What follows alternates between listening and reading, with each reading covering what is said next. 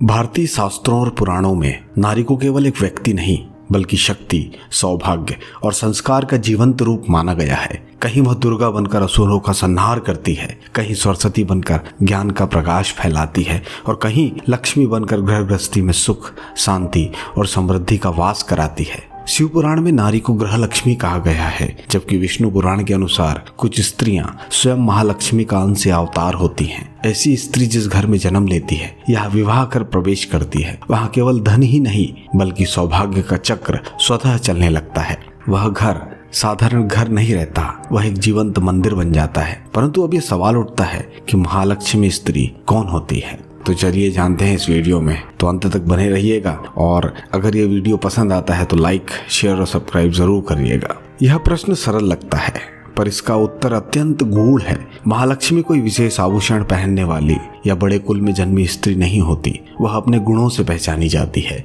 आश्चर्य की बात यह है कि वह स्वयं भी नहीं जानती कि उसमें यह दिव्य गुण है, और हम भी अक्सर उसे पहचान नहीं पाते क्योंकि लक्ष्मी कभी अपने गुणों का प्रदर्शन नहीं करती।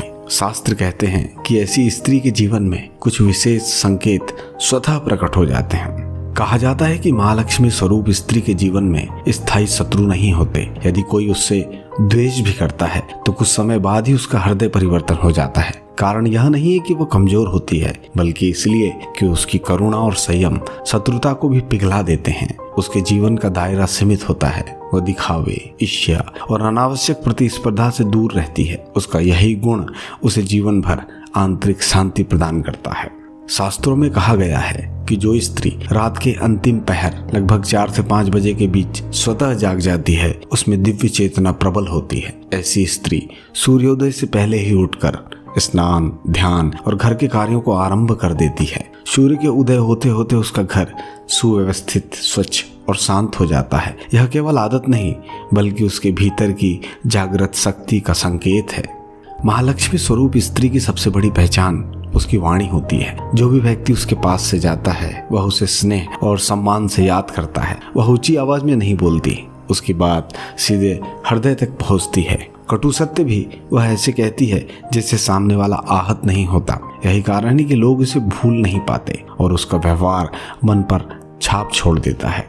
ऐसी स्त्री जहाँ भी जाती है, चाहे वह मायका हो, ससुराल हो या कोई नया स्थान, वहाँ अपनी पहचान कर्मों से बनाती है। वह न तो दिखावे से आगे बढ़ती है, न ही दूसरों को नीचा दिखाकर। उसका श्रम, उसकी निष्ठा और उसका त्याग स्वयं उसके लिए स्थान बना देते हैं। लोग वर्षों बाद भी कहते हैं कि यहाँ एक स्त्री आई थी जिसने उस घर में सब कुछ बदल दिया।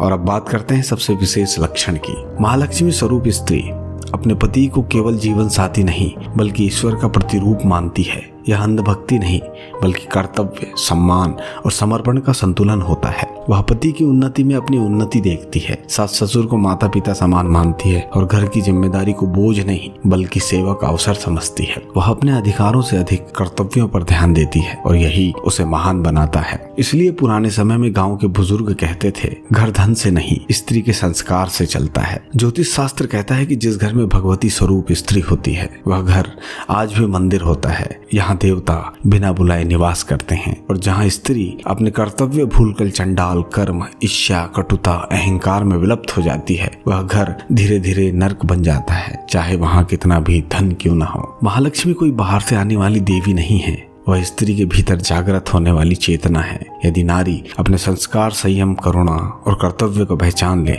तो वह स्वयं लक्ष्मी बन जाती है और उसका साथ, उसका घर, परिवार और समाज भी समृद्ध हो जाता है। यह वीडियो आपको कैसी लगी कमेंट सेक्शन में अपनी राय जरूर लिखें। और अगर आपको यह वीडियो पसंद आया हो तो हमारे चैनल को सब्सक्राइब करना ना भूलें। तो मिलते हैं नेक्स्ट वीडियो में, तब तक के लिए नमस्कार।